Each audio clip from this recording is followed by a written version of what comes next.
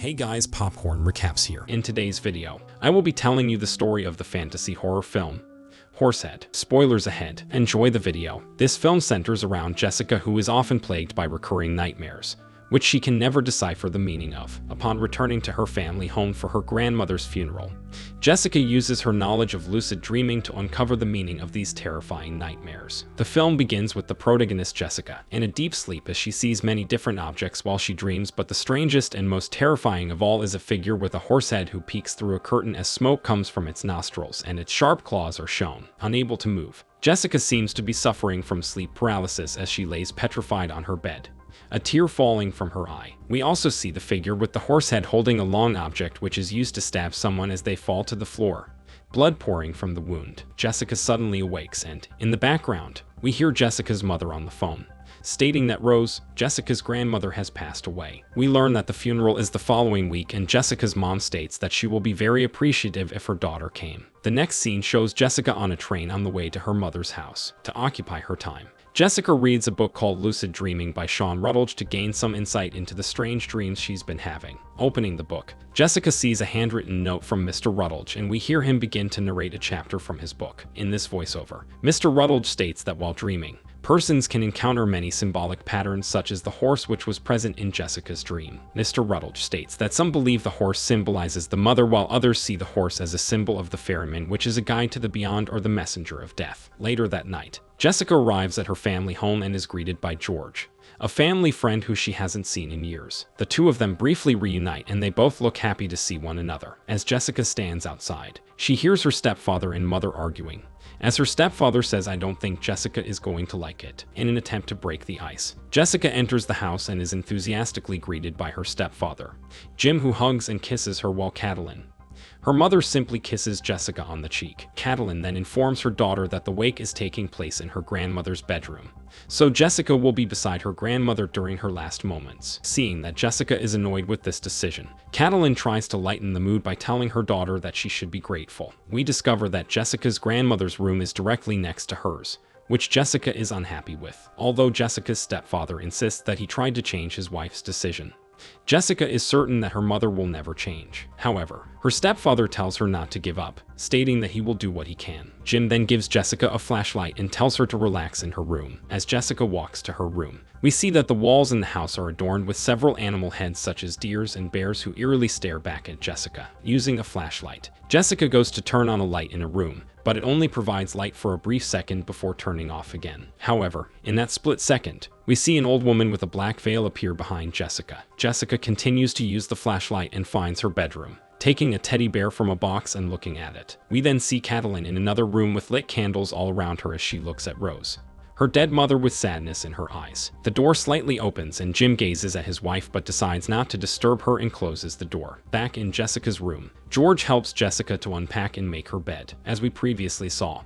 Jessica is upset due to her sleeping arrangements, especially since she barely knew her grandmother. George then tells Jessica to be respectful, as he knows that Jessica's grandmother loved her. However, Jessica disagrees, stating that her grandmother was always distant towards her. Although George doesn't wish to speak about Jessica's family, he states that her grandfather was an Old Testament type of man which had quite an impact on Rose, her grandmother. This response doesn't satisfy Jessica, who believes that all her family has to offer is excuses. George then reminds Jessica not to be late for supper, and we later see Jessica take a bath, appearing to be quite relaxed. Sitting in the bath, Jessica slips into a dream, seeing disturbing images and the figure with a horse face, which causes her to sit up, once again terrified, as she wonders why she continues to experience these nightmares. At supper that night, it's clear that you could cut the tension in the room with a knife, as there appears to be many unresolved issues between Jessica and her mother. Catalin loudly states her disapproval of the studying Jessica is currently doing with her professor. Jessica then defends herself by stating that there is truth to her study of the psychophysiology of dreams, which Jessica states are a science. Jessica further informs her mother that her professor Sean is a respected professional. Although Catalin doesn't seem to approve, Jim says he finds the study of dreams fascinating. Catalin continues to show her disapproval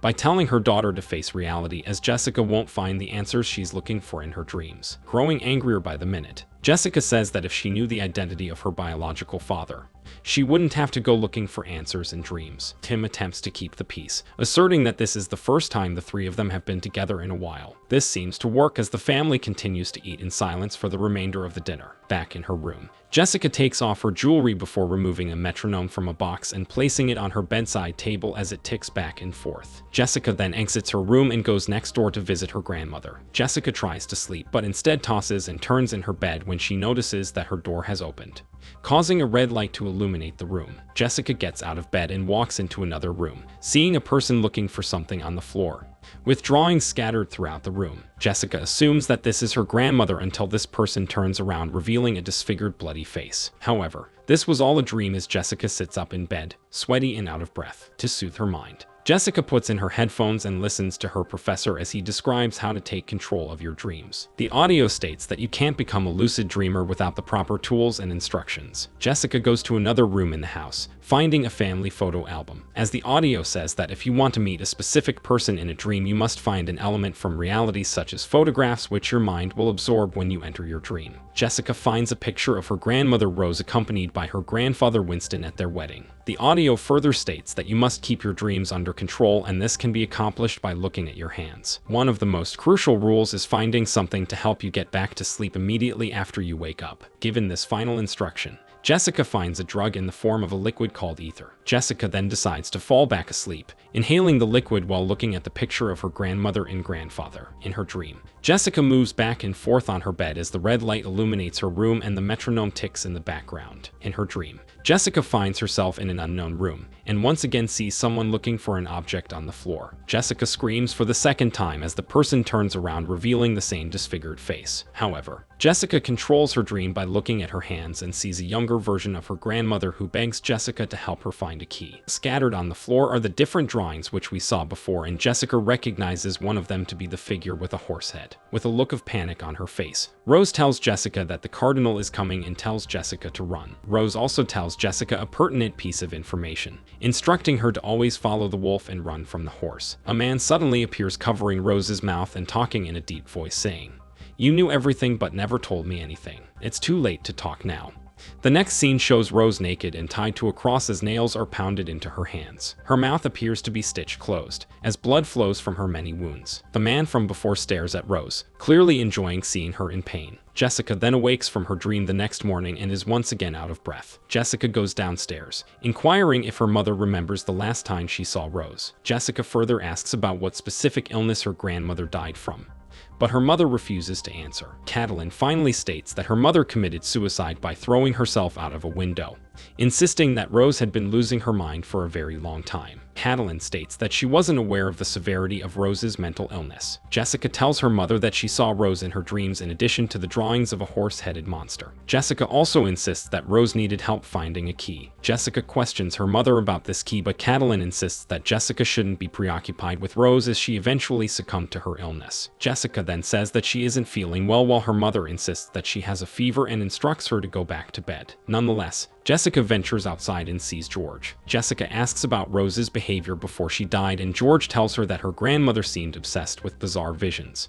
but George simply thought that they were bad dreams. George insists that Rose wasn't crazy, but during this challenging time, Rose and Catalin argued a lot. Later that day, Jessica looks out from a high point in the attic as different objects start to eerily move. In the next scene, we see Jessica in her grandmother's room looking at a small book with the horsehead figure drawn inside, as well as other strange drawings and words. Jessica also sees a picture of a church which she looks at from afar. In bed, Jessica continues to examine the small book with the horsehead pictures, and upon inhaling the ether, once again begins to dream. In this dream, Jessica finds herself outside and sees a wolf who begins to lick her face. Remembering her grandmother's advice, Jessica follows the animal into a nearby cottage. Inside, Jessica ventures up the stairs and she seems to be once again in the attic. Suddenly, the lights turn on, and unbeknownst to Jessica, the horse-face figure appears behind her as many metronomes start to move quickly. Jessica screams in agony as the situation becomes overwhelming, seeing a triangular-shaped shed and the horsehead figure. Jessica continues to scream and finds herself in the ocean. The next scene shows Catalin bursting into the room and scolding Jessica for reading Rose's books. A doctor then enters the room and Jessica seems to be losing consciousness as the doctor's voice appears distorted. Jessica is injected with an unknown substance as the doctor says that she has a bad case of the flu, advising Jessica to stay in bed all weekend and take plenty of hot baths. A little while later, Jessica begins to dream in the bathtub as a woman who appears to be the younger version of her grandmother Rose suddenly emerges behind her and begins pleasuring Jessica. Rose then says, "Follow me," as Jessica goes beneath the water in her bath and we see her swimming in the ocean. Jessica sees Rose in the distance, who throws a bloodied piece of material towards her. The horsehead figure suddenly appears and stabs Jessica with its long pointy object, turning the water red and leaving a cut on Jessica's face. However, when Jessica awakes from the dream, she notices that the cut is still on her face, although she thought this only occurred in her dream. We hear a voiceover from Sean who states that if your mind believes the dream is real, your body will respond, which indicates how Jessica noticed the cut on her face when she awoke. We later see Jim take a bowl of soup to Jessica per Catalin's request. Jim states that he knows his wife can be unwelcoming, but insists that Jessica show her mother some grace, as losing Rose has been a very challenging time for Catalin. Jessica seems to be dozing off as she says that Jim is far too kind to her mother. However, Jim agrees and insults his wife, showing a strange side to Jim which he hadn't shown before. Still, in a daze, Jessica is shocked at Jim's insult and once again slips into a dream, waking up in her mother's bed as Catalin strokes her daughter's hair. In the strangest turn of events, the mother and daughter begin kissing until Catalin pulls away, saying, "Have you no shame? I am your mother," before slapping Jessica and telling her to stand in the corner as punishment. As Jessica stands in the corner looking in the mirror, she sees her mother having sex with an unknown man with a distorted face that she can't see. The man begins to walk towards Jessica as she screams. Outside Jessica's door, Catalin warns her husband not to wake Jessica, although Jim asserts that Jessica should take her medication. However, Catalin insists that this can wait. In Jessica's room, Catalin wishes her daughter a good night's rest, and we are once again transported into Jessica's dream. Jessica finds herself in the attic, finding several crosses hanging from the ceiling as she sees her mother praying on her knees. A priest suddenly asks, "Why aren't your sheets stained with blood anymore?"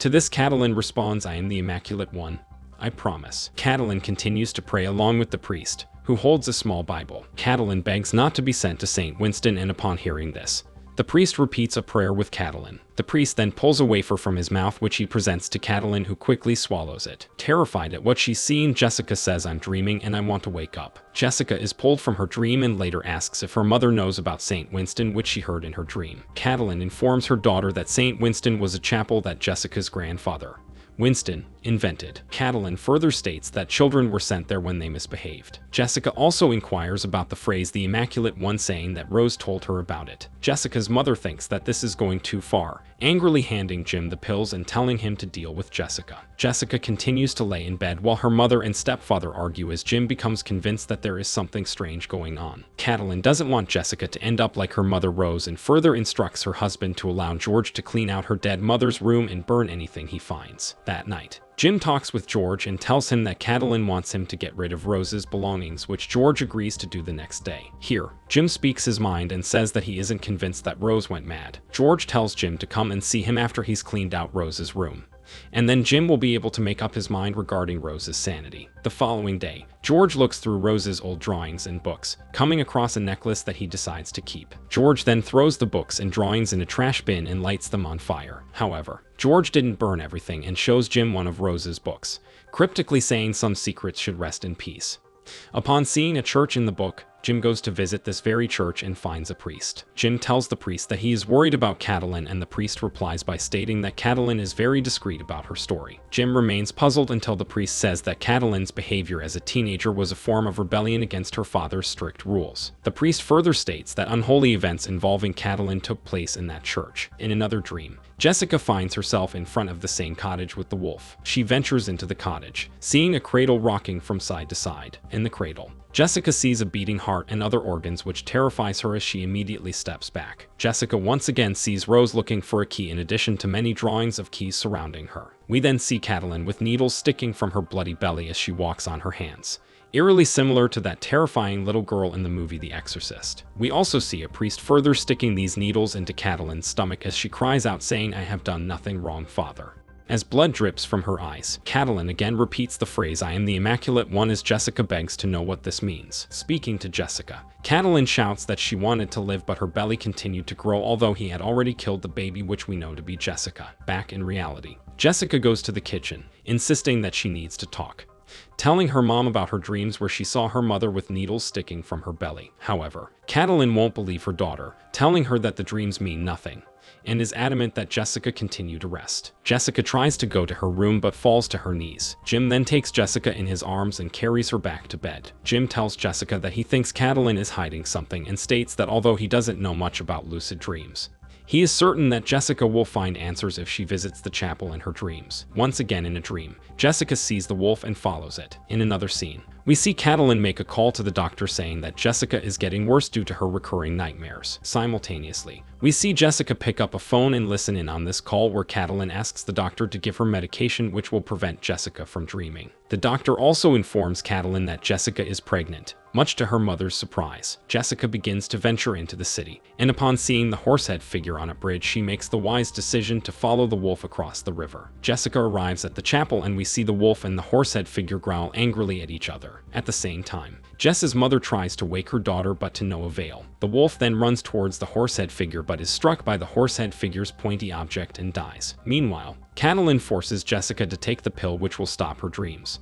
but Jessica doesn't swallow it and inhales more of the ether, placing herself back in her dream. Jessica then sees the wolf injured by her side as she reaches into its wound and pulls out the key that her grandmother had been looking for. Jessica then walks into a church, pulling her hood over her head. Jessica sees her pregnant mother on the altar, who appears to be delivering a baby. Catalin cries and with Rose's assistance gives birth, but the baby isn't crying, and it is shown that the baby is dead. To her surprise, Catalin continues to push and delivers another baby who is alive. In a deep voice, the priest from before says, "You used our faith in God to conceal your act of infidelity. Shame on you." The priest then tells Catalin that she nor her child is welcome in his home. Catalin looks at her child, full of love, and informs Rose to bury the dead child who she names Lucy. Catalin then holds the other child, saying that she will call her Jessica. All at once, everyone in the church turns to look at Jessica. Jessica then runs from the church, placing the key around her neck. We then see Rose in the attic with the dead child who Jessica follows. Suddenly, the horsehead figure appears and a terrified Jessica runs away and falls from the window in the attic into the ocean. Now, in reality, Jessica finds the key around her neck and gets out of bed, but can't keep her balance and stumbles to the floor. In the next scene, Jessica continues to dream as Catalin strokes her daughter's head with needles coming from her bleeding belly as Catalin says, "You've been the burden of my entire life." Hearing these words, Jessica cries as her mother stabs her with a needle straight in her stomach. Catalin smiles while Jessica pulls out the needle in pain, stating, "You've always blamed me for your mistakes." Jessica then tells her mother goodbye before stabbing her with the same needle. Now awake, Jessica walks bleeding from her stomach and goes to the attic but suddenly begins to shake on the floor. Back in her dream, Jessica starts tearing away the wallpaper, revealing a door with a key. However, the horsehead figure appears and tosses her in a corner, advancing slowly towards her. Seeing Jessica passed out, Catalin tells Jim to get the doctor. At the same time, we see Jessica in her dream, and using her hands, she creates a larger key which she stabs the horsehead figure with, turning this enlarged key in its stomach as a door unlocks in the distance. Now dead, the horsehead begins to deteriorate, its skin falling to reveal a bloody skeleton. In the center of the room, a person wrapped in a red thick casing presses their hand against it, eager to get out. Reaching out from the casing, a pale naked person emerges, and it is shown that this person is a version of Jessica, who she hugs tightly with a look of sadness in her eyes. In reality, Catalin begs her daughter to wake up as Jessica lays on the ground unable to move. Crying, Catalin holds Jessica in her arms with Jim by her side. The movie ends with Jessica in the center of the church, wrapped in a bloody cloth as she looks up, one of her eyes turning completely black. And there you have it. Thank you so much for watching. Don't forget to like and subscribe for more movie recaps like this. Good night.